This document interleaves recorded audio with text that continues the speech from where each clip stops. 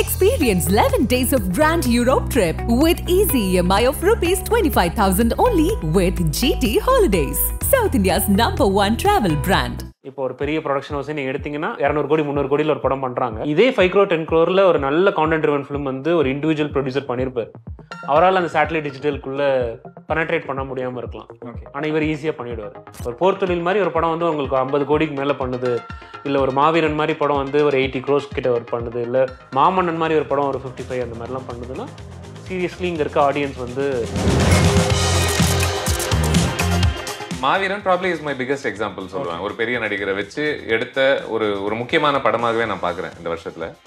சிவகார்த்திகேயன் மாதிரியான ஒரு ஸ்டாரை வச்சுக்கிட்டு நீங்கள் பேசக்கூடிய அரசியல் என்னவாக இருக்கு, அங்கே நீங்கள் யாரெல்லாம் கேள்வி கேட்குறீங்க, விஜய் ஃபேனோ அஜித் ஃபேனோ ரஜினி ஃபேனோ கமல் ஃபேனோ ஏதோ ஒரு ஃபேன். ஸோ அவன் தன்னைத்தானே அடையாளப்படுத்திக்கிறது எல்லாமே நான் இவங்க எல்லாருடைய ஒரு ரசிகன் அப்படிங்கிறது தான் அவனுடைய அடையாளமாகவே இருக்குல்ல. அவனுக்கு ஒரு என்டர்டைன்மெண்ட்டாகவும் இருக்குது. இல்லை, அது வெறும் என்டர்டைன்மெண்ட்டாக இருந்தால் அவ்வளோ அவன் ஹர்ட் ஆக வேண்டிய அவசியம் இல்லை. ஸோ இதில் ஏதோ அடிப்படையில் அவனுடைய ஐடென்டிட்டிக்குள்ள போய் அதை அடிக்குது.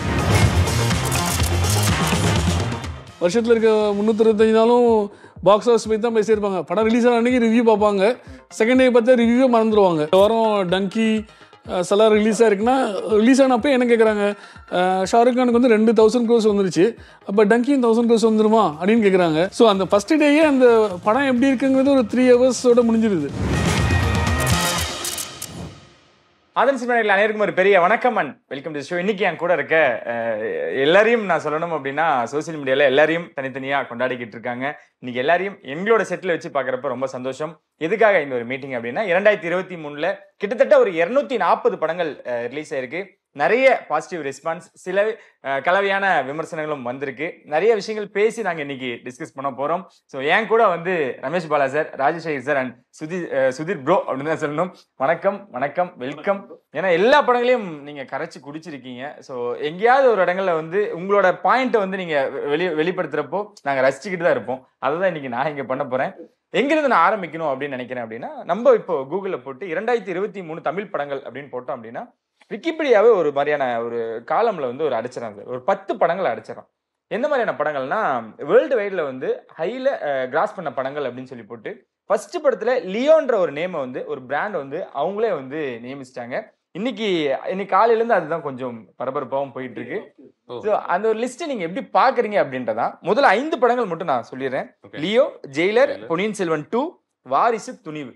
ஸோ இந்த 5 படங்கள்ல கூகுளே வந்து நம்மளுக்கு ரெஃபர் பண்ணி இந்த 2023 பாக்ஸ் ஆஃபீஸா இருக்கட்டும், நல்ல ரெஸ்பான்ஸா இருக்கட்டும், ஒரு பாக்ஸ் ஆஃபீஸ்ல வச்சிருக்காங்க அப்படின்றப்போ இது நம்ம அக்செப்ட் பண்ணிக்கிறதா வேணாமான டவுட் எல்லாருக்கும் இருக்கதான் செய்யுது. நீங்க சொல்றது முக்கியமாக பண ரீதியாக எவ்வளவு கலெக்ஷன்ஸ் பண்ணிச்சு அப்படிங்கிற ஒரு பட்டியல் போட்டதுல இந்த 5 படங்கள் அப்படின்னு வருது இல்லையா? இது நம்ம அக்செப்ட் பண்ணிக்கிறதா வேணாமா அப்படின்ற குழப்பத்திலயும் மக்கள் இருக்காங்க. இந்த கேள்வி சொல்றீங்க, லைக் இது உண்மையா அந்த மாதிரி கேக்குறீங்களா? ஐ திங்க் அவங்க இன்னும் இதுல எக்ஸ்பர்ட்ஸ். ஓகே, நான் அங்கிருந்து ஸ்டார்ட் பண்ணேன்னு நினைக்கிறேன். சார், உங்களோட பாயிண்ட் ஆஃப் வியூல இது எப்படி பாக்குறீங்க? இல்ல, இது ஓரளவுக்கு லிஸ்ட் ஆஃப் இது வந்து ஓரளவு கரெக்டா தான் இருக்கு. மேபி நீங்க ஒரு ஆர்டர்ஸ் வந்து மேபி மாறலாம் சில இது பார்க்கும்போது. But most of the time இந்த ஃபர்ஸ்ட் 5 ஃபிலிம்ஸ் நீங்க சொல்ற ஃபிலிம்ஸ் வந்து இந்த டாப் 5ல இருக்குதுன்னு தான் சொல்லணும். அதுதான். ஏன்னா எதுக்காக இந்த கேள்விகள் அப்படின்னா இந்த 5 படங்களும் இருக்கும், ஆனா நம்பர்ஸ் அந்த அரேஞ்ச்மெண்ட்ல மாற்றங்கள் இருக்கலாம். ஓகே சார், நீங்க சொல்ல மாதிரி தான் அந்த 5 படங்கள் இருக்கு. ஸோ நம்பர்ஸ் இப்போ நீங்கள் படித்த லிஸ்ட்டில் வந்து மேபி நான் என்ன கேட்டால் ஜெயிலர் நம்பர் 1ன்னு சொல்லுவேன் அந்த மாதிரி. பட் டாப் கிராசிங் 5 ஃபிலிம்ஸ் வந்து அந்த ஃபிலிம்ஸ் தான். அந்த நீங்கள் மென்ஷன் பண்ண வேர்ல்டு வைடு பண்ண படங்கள் அது கரெக்ட் தான். இருக்கக்கூடிய படங்கள்னா அந்த லிஸ்ட் தான். சரி, இப்போ நம்ம கிட்ட இதுதான் டாப் 5 நீங்க சொன்னீங்கன்னா நான் ஓகே. ஏன்னா அது எந்த விதத்திலயுமே நான் படங்களை எப்படி பாக்குறேன்றத அது நிர்ணயிக்கிறது கிடையாது. நான் எது நல்ல படம் நினைக்கிறேன்றதையும் அது நிர்ணயிக்கிறது கிடையாது. இது நான் ஒரு அகாடமிக் இன்ஃபர்மேஷன் மாதிரி. இந்த நாட்டுல பாப்புலேஷன் இவ்வளவு இருக்கு, இந்த நாட்டுல பாப்புலேஷன் இவ்வளவு இருக்குன்னு நீங்க சொல்றது போல அதை நான் ஏத்துக்கிறேன். அது எந்த விதத்திலயும் பெருசா என்ன பாதிக்காத ஒரு பட்டியலாக தான் நான் பாக்குறேன். அது போக வந்து ஒரு ஃபினான்ஷியல் இயரா நீங்க ஒரு நியர் எடுக்கும் போது குமுலேட்டிவா ஒரு தமிழ் சினிமா இன்னைக்கு எவ்வளவு நம்பர்ஸ் பண்ணிருக்கு அப்படிங்கறத நம்ம ஒரு அளவுகோலா வச்சுக்கலாம். அது வந்து படத்தோட குவாலிட்டியா அதை வச்சு டிசைட் பண்ண முடியாது. ஏன்னா சில நல்லா இல்லாத படங்கள் கூட நல்லா பண்ணியிருக்கோம், நல்லா இருக்கிற படங்கள் நல்லா பண்ணியிருக்காது. ஸோ அதை வச்சு நம்ம பேஸ் பண்ண முடியாது. பட் இன்னைக்கு ஒரு கார்பரேட் ஹவுஸ் வந்து இன்னைக்கு தமிழ் இண்டஸ்ட்ரிக்குள்ளே வராங்க, எவ்வளோ இன்வெஸ்ட் பண்ணலாம், இந்த இண்டஸ்ட்ரியிலேருந்து என்ன வருது அப்படின்னு அவங்க நினச்சிட்டு வராங்கன்னா அவங்களுக்கு வந்து ஒரு ஒரு ஸ்டாட்டிஸ்டிக்காக அவங்களுக்கு வந்து மேபி இன்னொன்று கூட மேபி இதில் இன்னொரு சின்ன பயன் இருக்கலாம்னு நினைக்கிறேன். ஒன்று, இந்த அதிகமாக சம்பாதிக்கக்கூடிய இந்த படங்கள் என்ன மாதிரி படங்கள் அப்படின்றத நம்ம யோசிக்கும் போது ஓகே, ஸோ இது வணிக ரீதியாக இதெல்லாம் மேல இருக்கு அப்படின்னா இது இது இது எப்படி செதுக்குறாங்க, இதுங்களுக்குள்ள இருக்கக்கூடிய பேட்டர்ன்ஸ் என்ன, எந்த மாதிரி இது நடிகர் சார்ந்த படமாக இருக்கா இல்ல கதை சார்ந்த படமாக இருக்கா, இந்த மாதிரி படங்களுக்குன்ற ஒரு இசைக்குன்னு ஒரு கிராமர் இருக்கா, இந்த மாதிரி விஷயங்களை நமக்கு புரிஞ்சுக்கிறதுக்கு மேபி ஒரு அளவுகோல். இப்போ கோவிடுக்கு அப்புறமா இப்போ இண்டஸ்ட்ரி ரெக்கவர் ஆயிடுச்சா இல்லையா அப்படிங்கிறப்ப இதை நம்ம கூட்டி பார்க்கும்போது தெரியும். ஓகே, 2020 முன்னாடி நம்ம இண்டஸ்ட்ரி இப்படி இருந்தது, இப்போ ரிகவர் ஆயிடுச்சா. ஸோ அந்த மாதிரி இதுக்கு டேட்டா யூஸ் ஆகும். ஓகே, இந்த பெரிய ஹீரோஸ் பின்னாடி வந்து அந்த பாக்ஸ் ஆஃபீஸ் அப்படின்ற விஷயம் இருந்துகிட்டே இருக்கு. ஒரு மாதிரியான பாசிட்டிவான விஷயங்களா இருந்தாலும் நீங்க எப்படி பாக்குறீங்க சார் இந்த பெரிய ஹீரோஸ் பின்னாடி இருக்கக்கூடிய பாக்ஸ் ஆஃபீஸ்? சரி, பேசிக்கலி இப்போ பெரிய ஹீரோ வச்சு படம் எடுக்கிறாங்கல்ல, அந்த படம் எடுக்கிற ப்ரொடக்ஷன் ஹவுஸ் எல்லாருமே அது ஒரு பிஸ்னஸ் வெஞ்சராக தான் பார்க்குறாங்க.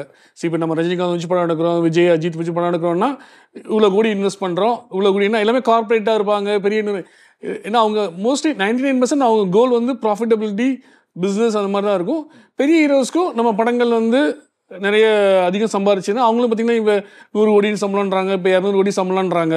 அது பர்சன்டேஜ் அவங்களுக்கு பெனிஃபிட் ஆகுது இல்லையா? அது எதுலேருந்து வருதுன்னா அவங்க படம் பண்ணுற பிஸ்னஸ்லேருந்து வருது. நீங்கள் ஃபேன்ஸையும் எடுத்துக்கோங்க. ஃபேன்ஸ் வந்து அதை பற்றி தான் பேசிட்டு வருஷத்தில் இருக்க 365 நாளும் பாக்ஸ் ஆஃபீஸ் பற்றி தான் பேசியிருப்பாங்க. படம் ரிலீஸ் ஆன அன்றைக்கி ரிவ்யூ பார்ப்பாங்க, செகண்ட் டே பார்த்தா ரிவ்யூவே மறந்துடுவாங்க. இந்த Day 1 நம்பர்ஸ் தான் ஆரம்பிச்சிடும். ஸோ அதனால் அஃப்கோர்ஸ் இப்போ ரிவ்யூ சாதாரண மக்கள் இல்லை படத்தை அப்ரிஷியேட் பண்ணுறவங்க, அவங்க கிரிட்டிக்ஸ் ரொம்ப இருக்கவங்க வந்து பாக்ஸ் ஆஃபீஸ் பெருசாக எடுத்துக்க மாட்டாங்க. ஏன்னா அவங்க வந்து they will only concentrate on movies இது. பட் நான் சொல்கிற மாதிரி ஆக்டர்ஸ், ப்ரொடியூசர்ஸ், ஃபேன்ஸ் அவங்க எல்லாருக்குமே வந்து பாக்ஸ் ஆஃபீஸ் நம்பர்ஸ் தான் ஒரு பிரெட் அண்ட் அட்லீஸ்ட் அதுதான் இப்போ ப்ரொஜெக்ட் பண்ணப்படுது. ஸோ அதனால் அது வந்து தவிர்க்க முடியாதுன்னு நினைக்கிறேன். பெரிய ஹீரோஸ் படம்னாலும் இப்போ எல்லாமே பேன் இண்டியா 1000 crores அதுதான் நம்ம வொக்காபுலரியிலே இருக்குது. நான் எப்படி பார்க்குறேன்னா, இப்போ ஒரு பெரிய ஒரு ஹீரோ வந்து ஒரு படம் பண்ணுறாருன்னா அந்த ப்ரொடக்ஷன் ஹவுஸ் வந்து அந்த படத்தை வச்சுட்டு தே ஆர் ப்ரொடியூசிங் ஒரு 2 to 3 films in a year, small budget content driven films பண்ணுறாங்க. நிறைய ப்ரொடக்ஷன் ஹவுஸ் நீங்கள் அசம்பிள் பண்ணி பார்த்தீங்கன்னா தெரியும். அந்த பெரிய ஹீரோ படம் வந்து என்ன சேட்டலைட் போகுது, டிஜிட்டல் போகுதோ, அப்போ அந்த சின்ன படங்களையும் அப்படியே தள்ளி விட்டுருவாங்க. ஸோ அந்த வகையில் அந்த படங்கள்லாம் அவங்களுக்கு ப்ராஃபிட்டபிள் ஆகுது. ஸோ அந்த வகையில் பார்க்கும்போது அதெல்லாம் ஹெல்ப்ஃபுல்லாக இருக்குது. நீங்கள் அந்த பாக்ஸ் ஆஃபீஸோ பிஸ்னஸோ அதெல்லாம் நம்ம பார்க்கும்போது ஏன் இப்போ வந்து பெரிய ஹீரோ படத்தை வந்து நம்ம பாக்ஸ் ஆஃபீஸ் பற்றி இவ்வளோ பேசுகிறோம், ஏன் அந்த ஸ்டார்ஸை பற்றி நம்ம இவ்வளோ பேசுகிறோம் அப்படிங்கிறதுக்குள்ளே, இல்லை அந்த ப்ரொடியூசர்ஸ் ஏன் அதை விரும்புகிறாங்க அப்படிங்கிறதுக்குள்ளே இதெல்லாம் இருக்குது. இப்போ ஒரு பெரிய ப்ரொடக்ஷன் ஹவுஸை நீங்கள் எடுத்திங்கன்னா அவங்க வந்து ஒரு படம் வந்து ஒரு 200 கோடி 300 கோடியில் ஒரு படம் பண்ணுறாங்க. இன்னொரு படம் ஒரு 5 crores 10 crores பண்ணுவாங்க. இதே 5 crore 10 crore ஒரு நல்ல கான்டென்ட் ட்ரிவன் ஃபிலிம் வந்து ஒரு இண்டிவிஜுவல் ப்ரொடியூசர் பண்ணியிருப்பார். அவரால் அந்த சேட்டலைட் டிஜிட்டலுக்குள்ளே பெனட்ரேட் பண்ண முடியாமல் இருக்கலாம், ஆனால் இவர் ஈஸியாக பண்ணிவிடுவார். ஸோ அந்த வகையில் அதுவும் ஹெல்ப்ஃபுல்லாக இருக்குது. ஸோ அந்த மாதிரி நான் பார்க்குறேன். நீங்கள் பட்டியலில் இப்போ சொன்னீங்களே ஒரு 5 படம் அப்படின்னு சொல்லி, அதில் நம்ம எடுத்துக்கிட்டோம்னா எல்லாமே ஆல்மோஸ்ட் இந்த பெரிய ஹீரோஸ் சார்ந்து எடுக்கப்பட்ட படங்கள் தான். Mister Vijay, mister Ajith, mister Rajini, இவங்க படங்கள் தானே அந்த வரிசையில் இருக்கு.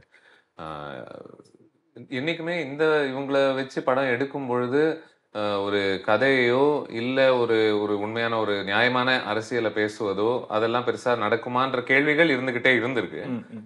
பட் எனக்கு மேபி 2023 கொஞ்சம் சந்தோஷம் கொடுத்த ஒரு விஷயம் வந்து என்ன அப்படின்னா, இவங்களை வச்சு கூட அதுல ஒரு சின்ன நேர்மையை கொடுக்க முடியும்ட்டு காமிச்ச படங்களாக இருப்பதாக எனக்கு தெரியுது. அங்கங்க கன்சிஸ்டன்ட் இல்லைனாலும், லைக் ஃபார் எக்ஸாம்பிள் துணிவு வந்துச்சு இல்லையா? துணிவை எடுத்துக்கிட்டோம் அப்படின்னா அது பேசக்கூடிய அரசியல் என்ன, இங்க இருக்கக்கூடிய ஒரு ஃபைனான்சியல் இன்ஸ்டிடியூஷன்ஸ் எல்லாம் மக்கள் எப்படி நடத்துது, என்ன ஏது அப்படிங்கிற ஒரு விவரத்துக்குள்ள அது இறங்கி ஒரு பவர்ஃபுல்லான ஒரு சிஸ்டமை அடிக்குது. இந்த ஹீரோ அப்படின்ற ஒரு சூப்பர் ஹீரோ பிரசன்ஸை வச்சுக்கிட்டு ஒரு பெரிய பவர்ஃபுல்லான சிஸ்டம் அடிக்குது. லியோ எடுத்துக்கிட்டோம் அப்படின்னா அதுல மிஸ்டர் விஜய் வச்சு அவங்க ஒரு நடிகராக நம்ம what else can we do with him அப்படிங்கிற ஒரு கேள்விக்குள்ள அவங்க இறங்குறாங்க. ஜெயிலர் எடுத்துக்கிட்டோம்னா மிஸ்டர் ரஜினியை வச்சு ப்ராப்ளி த ஃபர்ஸ்ட் டைம் ஜெனுவனா ஒரு டார்க் ஹியூமர் ஸ்பேஸ்க்குள்ள முழுமையாக ஒரு கொலைகள் எல்லாம் பண்ணிக்கிட்டு இருக்காரு. பட் அதுல இருந்து வெறும் ஹீரோயிசம் மட்டும் இல்லாம அதுல இருந்து ஒரு நகைச்சுவை நான் ஒண்ணு உருவாக்க முடியும். அவர் நகைச்சுவை எப்படி நடிப்பாருன்னு எல்லாருக்கும் தெரிஞ்சா கூட அதுல ஒரு வித்தியாசமான ஒரு முயற்சி அப்படின்னு. மாவீரன் probably is my biggest example சொல்லுவேன். ஒரு பெரிய நடிகரை வச்சு எடுத்த ஒரு முக்கியமான படமாகவே நான் பாக்குறேன் இந்த வருஷத்துல. சிவகார்த்திகேயன் மாதிரியான ஒரு ஸ்டாரை வச்சுக்கிட்டு நீங்க பேசக்கூடிய அரசியல் என்னவாக இருக்கு, அங்க நீங்க யாரெல்லாம் கேள்வி கேட்கறீங்க, அதுல ஒரு ஒரு காமெடி நடிகருடைய சித்தரிப்பு எப்படி இருக்கு, ஒரு யோகி பாபுவை நீங்க அந்த படத்துல எப்படி காமிக்கிறீங்க, ஒரு ஒரு கலையுடைய முக்கியத்துவத்தை பத்தி எப்படி பேசுது, ஒரு சராசரி மனுஷனுக்கு, அதாவது என்னதான் இவங்க எல்லாம் ஸ்டார்ஸாக இருந்தாலும் யோசிச்சு பாருங்க, இப்போ சிவகார்த்திகேயன் வச்சுட்டு ஒரு சராசரி மனுஷனுக்கு அவனுக்குன்ற ஒரு ஒரு கான்சியன்ஸ் இருக்கு, அவன் அந்த ஒரு தான் வந்து ஒரு டீசென்டான ஒரு ஆளாக நடந்துக்கணும்னு நினைக்கிறான்ல. அவன் ஒரு கோழை தான், பட் இருந்தாலும் அதை தாண்டி இங்க ஒரு 2-3 நியாயமா நடந்துக்கிற ஒரு முயற்சியில ஈடுபடுறான். அதே மாதிரி இன்னொரு பக்கம் வெற்றிமாறன் அவர்கள் எடுத்த சூரிய வச்சு எடுத்த படம் பார்த்தோம்னா அதுவும் ஒரு அளவுக்கு இதே மாதிரிதான், ஒரு உளவியல் ரீதியாக ரொம்ப அமுக்கப்பட்ட அழுத்தப்பட்ட ஒருத்தன் வந்து இங்க ஐயோ இவ்வளவு சுத்தி எனக்கு சாவடிக்கிறாங்க, இருந்தாலும் நான் இங்க நேர்மையா இருக்கிறேன் அப்படின்ற ஒரு முயற்சியில் ஈடுபடுறான். இன்னொரு பார்த்தோம்னா மிஸ்டர் உதய வச்சு மாமன்னன்ல எடுத்தா அவனும் ரொம்ப அழுத்தப்பட்டு அந்த ஸ்பேஸுக்குள்ள இருந்து அவன் எப்படி வர முடியுதா, அந்த அந்த கட்டமைப்பை அவன் எப்படி உடைக்க முயற்சி பண்றான். சோ இதெல்லாம் முக்கியமான ஒரு ஒரு ஒரு படங்களாக பாக்குறேன். சோ இதுல 1-2 அந்த பெரிய நடிகர் பட்டியல்ல அடங்காத 1-2 படங்களாக இருந்தாலும் பெரும்பாலான படங்கள்ல இது வெறும் ஓகே, இப்போ ஒரு ஆக்டர் இருக்காருப்பா, அந்த ஸ்டார் இருக்காரு, ஒரு இவ்வளவு டேட்ஸ் கிடைச்சிருக்கு, இதை வச்சு சும்மா ஓகே போடுங்க ஃபார்முலா, ஒரு 5 பாட்டு 4 ஃபைட்டு போட்டு ஒரு ஜெனரிக்கான ஒரு பிளாட் வச்சு அங்கேருந்து ஏதோ ஒரு சுமாரான ஒரு வில்லனை ஒரு அடிச்சு சாவடிச்சார், படம் முடிஞ்சிருச்சு அப்படின்ற படங்களாக மட்டும் இல்லாதது எனக்கு கொஞ்சம் சந்தோஷத்தை கொடுக்குது. மேபி அது இன்னும் அந்த பவுண்டரிஸை ஸ்ட்ரெச் பண்ண உதவுமோன்னு தோணுது. அதோட ஆட் ஆன் பண்ணிக்கிறேன். இப்போ ஃபார் எக்ஸாம்பிள் இப்போ தெலுங்கு எடுத்துட்டோம்னா இன்னும் அந்த கமர்ஷியல் ஸ்பேஸுங்கிறது அவங்களுக்கு அந்த ஃபார்முலா அதெல்லாம் இருக்கு. தமிழ் சினிமாவில் கொஞ்சம் நம்ம எவால்வ் ஆயிருக்கோம்னு நினைக்கிறேன். அதுல இருந்து நம்ம வந்து எவால்வ் ஆகிட்டு கொஞ்சம் அந்த மெயின் ஸ்ட்ரீமையே இன்னும் கொஞ்சம் மெஷர்டா நம்ம கொஞ்சம் கிரிட்டிக்கலியாகவுமே அது ஒரு குவாலிட்டி வைஸ் ஆடியன்ஸோட டேஸ்ட்டையுமே இம்ப்ரூவ் பண்ணுற மாதிரி ரீசன்ட் டேஸில் படங்கள் இருக்குது. நம்ம அந்த டாப் 5 பற்றி பேசிகிட்டு இருந்தோம். லாஸ்ட் பாட்டம் 3ல அந்த 10ல் இருக்கும்போது பார்த்தோன்னா சந்தோஷம் தரக்கூடிய விஷயம் மாவீரன், மாமன்னன், போர்த்துளில். ஸோ இந்த 3 ஃபிலிம்ஸ் வந்தது வந்து ஆச்சரியமாக இருக்குது. இது வந்து மற்ற இண்டஸ்ட்ரியில் அது நடக்குமானா எனக்கு தெரில. ஓகே, இங்கே தமிழ் இண்டஸ்ட்ரி அந்த மெயின் ஸ்ட்ரீம் ஆடியன்ஸ் வந்து எவால்வ் ஆயிருக்காங்கிறது அது காட்டுது. ஒரு போர்த்தொழில் மாதிரி ஒரு படம் வந்து உங்களுக்கு 50 கோடிக்கு மேலே பண்ணுது, இல்லை ஒரு மாவீரன் மாதிரி படம் வந்து ஒரு 80 crores கிட்ட ஒரு பண்ணுது, இல்லை மாமன்னன் மாதிரி ஒரு படம் ஒரு 55 அந்த மாதிரிலாம் பண்ணுதுன்னா சீரியஸ்லி இங்கே இருக்க ஆடியன்ஸ் வந்து ரொம்பவே எவால்வ் ஆயிருக்காங்க. அண்ட் அதனாலதான் நம்ம செட்டில் ஆகக்கூடாதுன்னு நான் நினைக்கிறேன். ஒரு பெரிய நடிகர் வந்து ஒரு ஒரு படம் கொடுக்கும் பொழுது அதனாலதான் அந்த மாதிரி படங்களை கேள்வி கேட்பது ரொம்ப அவசியமாகுதுன்னு நினைக்கிறேன். அது தப்பான அரசியல பேசும் பொழுதோ, பெண்கள் காட்டுற ஒரு விதத்தை தவறாக இருக்கும் பொழுதோ, இல்ல அது அந்த கதைக்களமே ரொம்ப ரொம்ப பழசாக பலமுறை நம்ம பார்த்து சலிச்சு போன ஒரு விஷயம் இருந்தாலோ அந்த மாதிரி படங்களை தான் நம்ம முக்கியமாக கேள்வி கேட்கணும்னு நினைக்கிறேன். அவ்வளவு பணம் போடக்கூடிய அவ்வளவு பிசினஸ் பண்ணக்கூடிய ஒரு படங்களாக நீங்க எடுக்கும் பொழுது அதுல அடிப்படை தவறுகள் இருந்தால் நம்ம கேள்வி கேட்க கேட்க இப்ப அவர் சொன்ன மாதிரியான ஒரு மாற்றங்கள் நடக்கிறதுக்கு அது உதவும். லேஸ்ல விடக்கூடாதுன்னு நினைக்கிறேன். புரியுது. என்னோட பர்சனல் கொஸ்டின் என்னவா இருந்துச்சு அப்படின்னா, ஏன்னா நான் நீங்க வந்தா கண்டிப்பா இதுல இருந்து நான் ஆரம்பிக்கணும்னு நினைச்சேன். இந்த பெரிய ப்ரொடக்ஷன் கம்பெனி பெரிய ஹீரோஸ் வச்சு படம் பண்றாங்க, அவங்க எவ்வளவு தூரம் பணம் செலவிடுறாங்களோ அது கிடைச்சா போதும், அதுக்கப்புறம் வரது எல்லாமே ப்ராஃபிட்ல தான் கணக்கும். ஏன் அந்த நம்பர்ஸை வெளிப்படையா சொல்லணும்? அதுலனால வர அந்த ஃபேன்ஸோட அந்த பிரச்சனைகளா இருக்கட்டும், இதை ரெகுலரா சந்திச்சுக்கிட்டு தான் இருக்காங்க சில பல வருடங்களா. இது முன்னாடி காலத்துல வந்து நான் கேள்விப்பட்ட வரைக்கும் ரொம்ப ரேர் தான். ஏன் கம்பல்சரியா பெரிய ஹீரோஸை வச்சு படம் பண்ற ப்ரொடக்ஷன் கம்பெனி நம்பர்ஸை ஏன் வெளியிடுறாங்க அப்படின்ற ஒரு கேள்வி. ஒரு காலத்துல என்ன இந்த 50 நாள் 100 நாள்ன்ற ஒரு விஷயத்தை பெருமையா தானு சார் டைம்லயே அது ஆரம்பிச்சிருச்சு. நீங்க பாத்தீங்கன்னா நிறைய படங்களுக்கு அவர் வந்து கலெக்ஷன்ஸ் எல்லாம் பேப்பர்லயே வரும். அப்பவே இவ்வளவு கலெக்ஷன்ஸ் ஆயிருக்கு. கமல் சார் படங்கள் நிறைய நான் பார்த்திருக்கேன். அந்த மாதிரி எல்லாம் வந்து இத்தனை கோடி கலெக்ட் ஆயிருக்கு, இத்தனை லேக்ஸ் கலெக்ட் ஆயிருக்குங்களா அப்பவே இருக்கு. ஸோ அந்த ட்ரெண்ட் இருக்கதான் செய்யுது. அது வந்து இப்போ சோஷியல் மீடியா வந்ததுல இருந்து கொஞ்சம் அதிகமா இருக்கு. இன்னும் பாத்தீங்கன்னு வச்சுக்கோங்களேன், இப்போ பாகுபலி 2, KGF, இப்போ இன்னைக்கு வர சலார், இப்போ நம்ம சலார் பேசிட்டு இருக்கோம். நம்பர் 178 நம்பர் போட்டாங்க. எல்லாமே பாலிவுட் டோலிவுட்ல எல்லாமே போட்டு தானே வந்திருக்கு இல்லையா? ஸோ இப்போ நம்ம தமிழ் சினிமான்னு நீங்கள் தமிழ் சினிமா மின் பண்ணி கேட்டிங்கன்னா நம்மளும் அதை ஃபாலோ பண்ணுறோம். ஏன்னா பேன் இண்டியா லெவலில் அவங்க நம்பர்ஸ் போடும்போது நம்ம ஒரு பெரிய படமாக ஒத்துக்கிறோம். இப்போ KGF சாப்டர் பெரிய படம்னா அது 1000 கோடி பண்ணியிருக்கு, 6000 கோடி பண்ணியிருக்குன்னா அவங்க போய் நம்பர்ஸ் வச்சு தான் தெரியுது இல்லையா? அது அவங்க கன்சிஸ்டண்டாக பண்ணிட்டு இருக்காங்க. இப்போ பத்தான் பண்ணாங்க, ஜவான் பண்ணாங்க, இப்போ அனிமல் கூட பண்ணியிருப்பாங்க. இப்போ அனிமல் கூட இப்போ 837 ஒரு போஸ்டர் நேற்று கூட வந்திருக்குமா இருக்கும். ஸோ அப்படி பார்க்குறச்சு நம்மளும் தமிழ் சினிமாவிலே நம்ம அப்படி போட்டதானே நமக்கு தெரியும். இப்போ நம்ம படம் என்ன பண்ணியிருக்குன்ட்டு நம்ம ப்ரொடியூசர்ஸ் போட்டால் தான் தெலுங்குல இருக்க ஃபேன்ஸுக்கோ தெலுங்குல இண்டஸ்ட்ரிக்கோ ஒரு பாலிவுட் இண்டஸ்ட்ரிக்கோ தெரியும் இல்லையா? இங்கேயும் ஒரு படம் ஜெயிலரோ லியோவோ என்ன படமோ பெரிய நம்பர்ஸ் பண்ணியிருக்குன்னா அது நம்ம போட்டால் தானே தெரியும். ப்ளஸ் இப்போ சன்லாம் வந்து ஒரு கார்பரேட் கம்பெனி, அவங்களுடைய குவார்டர்லி ஃபைலிங்லேயே வந்து அவங்க ரிவீல் பண்ணுறாங்க ரெவென்யூ ப்ராஃபிட்லாம். ஏன்னா சில கம்பெனிகள் வந்து கார்ப்பரேட் அவங்களுக்கு இருக்குது, சில கம்பெனி நான் கார்ப்பரேட் பப்ளிக் லிமிடெட் இல்லாமல் இருக்குது. ஸோ அதனால் வந்து இப்போ அது டேர்ம் இப்போ நீங்கள் ஹாலிவுட்டே எடுத்துக்கோங்களேன். ஹாலிவுட்டில் நம்ம எல்லா படத்துக்கும் நம்ம அவதார் பில்லியன் சொல்கிறோம் இல்லையா, டைட்டானிக் இப்போ நீங்கள் சொல்கிறோம் இல்லையா, டைட்டானிக் நம்பர் 1 இருந்தது, அப்புறம் அவதார் வந்தது, அவெஞ்சர்ஸ் வந்தது, எல்லாம் நம்பர்ஸ் தானே. நம்ம ஓப்பன்ஹைமர் பார்பிக்குள்ளே அந்த ஒரு இது போயிட்டு தான் இருந்தது. அது இல்லை, அது வந்து எப்படின்னா ஒரு இன்ஃபர்மேஷன் எப்படின்னா ஒரு படத்தை பற்றி ஒரு இன்ஃபர்மேஷன் இருக்குது. ஒன்று கிரிட்டிக்கல் ரேட்டிங் இருக்குது, 4 ஸ்டார் 3 ஸ்டார் இருக்குது, அது ஒரு சைடில் இருக்குது. இன்னொரு சைடு பாக்ஸ் ஆஃபீஸ் இருக்குது. இந்த உலகத்தில் வந்து 5 விரல் ஒன்றா இல்லை, யாருக்கு என்ன வேணுமோ அதை எடுத்துக்கோங்க. அங்க வித்தியாசம் என்னன்னா அங்க யாரும் நடிகர் சார்ந்து சண்டை ஃபினான்ஷியல் ரிப்போர்ட்டிங் இஸ் ஜஸ்ட் ஒரு கொண்டாடுறேன் அப்படிங்கிற ஒரு விஷயம். டாம் க்ரூஸ் ஃபேன்ஸும் வின் டீசல் ஃபேன்ஸும் அடிச்சுக்கிறது இல்லைன்னு நினைக்கிறேன். பார்த்தது இல்ல அப்படின்ற ஒரு கேள்விதான் எனக்கு. ஏன் அதை ரெகுலரா பண்ணணும்? முக்கியமா இந்த பெரிய ஹீரோஸ் படங்கள் மட்டும். உதயநிதி அவர்கள் வந்து விக்ரமோட கலெக்ஷனையும் லவ் டுடேவோட கலெக்ஷனையும் சொன்னனாலதான் எனக்கு தெரிஞ்சு சின்ன படங்களுக்கான ஐ திங்க் இதுக்கு அங்கங்க நம்ம இதை பத்தி பேசிட்டு இருக்கோம்னு நினைக்கிறேன். பட் இன்னும் கொஞ்சம் ஆழமா போலாம்னு நினைக்கிறேன். என்னன்னா உளவியல் ரீதியாக நம்ம யோசிக்க ஆரம்பிச்சோம்னா இந்த நடிகர்கள் சார்ந்து பல பேர் அவங்களுடைய ஒரு ஐடென்டிட்டியவே இவங்களை சார்ந்துதான் வச்சிருக்காங்க அப்படின்னு தோணுது. இவங்களுக்கு மேபி ஒரு பெரிய டைரக்ஷன் வாழ்க்கையில இல்லையா என்ன அப்படின்றது எனக்கு தெரியல. பட் அவங்களுடைய ஒரு முக்கிய குறிக்கோளும் ஒரு டைரக்ஷனும் அவங்க இந்த என்ன சொல்றது, அவங்க யாரு அப்படின்ட்டு அவங்க புரிஞ்சுக்கிறதுக்கு தன்னைத்தானே இந்த ஒரு நடிகரை வச்சு அவங்க அடையாளம் தான் பண்ணிக்கிறாங்கன்னு தோணுது. இவங்களை வச்சு பார்க்கும்போது இவர் இருக்கும்போது இவருக்கு நான் சப்போர்ட் பண்ற ஒரு ஆள் ஆகுறேன், எனக்குன்ற ஒரு கம்யூனிட்டி ஒன்று உருவாகுது இவருக்கு நான் சப்போர்ட் பண்ணும்போது. ஸோ எனக்குன்ற ஒரு உறவுகள் இங்க உருவாகுது. அது நிஜமான உறவுகளோ இமேஜினரி உறவுகளோ எனக்கு தெரியல. பட் அட்லீஸ்ட் சோஷியல் மீடியாலாவது எனக்கு ஒரு வேலிடேஷன் இருக்கு. நான் சப்போர்ட் பண்ணா 10 பேர் எனக்கு ரீட்வீட் பண்றாங்க, எனக்கு சப்போர்ட் பண்றாங்க.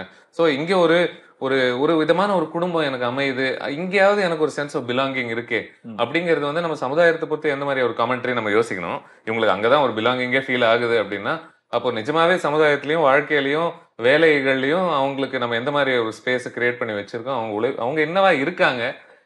ஸோ மேபி அதனாலதான் அவங்க தன்னைத்தானே அவ்வளோ அட்டாச் பண்ணிக்கிறதுனால அங்க என்ன மாதிரி வெற்றிகள் கிடைச்சாலும் நான் கொண்டாடுறேன். ஏன்னா அது என்னுடைய வெற்றி, அது என் வாழ்க்கையை சார்ந்த ஒரு வெற்றி அப்படின்றத அது பர்சனலைஸ் பண்ணிக்கிறாங்களோ அப்படின்றது தான் எனக்கு தோணுது. மேபி அதனால தான் நீங்க என்னோட ஹீரோ படம் 500 கோடி, உன்னோட ஹீரோ படம் 450 கோடி தான் அப்படின்னு சொல்லும்போது அவங்க எப்படி சொல்றாங்கன்னு எனக்கு வரவர் தோணுதுன்னா, என்னுடைய அப்பா இவ்வளவு சம்பாதிக்கிறார், உன்னுடைய அப்பா இவ்வளவு சம்பாதிக்கிறாருன்ற லெவலுக்கு அது பர்சனலா ஆல்மோஸ்ட் குடும்பம் மாதிரி அட்டாச் பண்ணிக்கிட்டு அதுல ஒரு பெருமை பாக்குறாங்களோ அப்படின்ற ஒரு சென்ஸ் தான் வருதுன்னு நினைக்கிறேன். எனக்கு அது சம்பவம் வந்து அது ஒரு மாஸ் மென்டாலிட்டி அது இருக்கு. ஃபார் எக்ஸாம்பிள் நீங்க ஒரு நம்ம பாலிடிக்ஸ் எடுத்துக்கிட்டாலும் சரி, ஒரு ஐபிஎல் ஃப்ரான்ச்சைஸ் எடுத்துக்கிட்டாலும் சரி, இங்க அந்த விஷயம் வந்து ரொம்ப காலமா கல்டிவேட் பண்ணப்பட்டிருக்கு, அது அப்படியே கண்டினியூ ஆகிட்டு இருக்கு. அப்படிதான் நான் ஃபீல் பண்றேன்.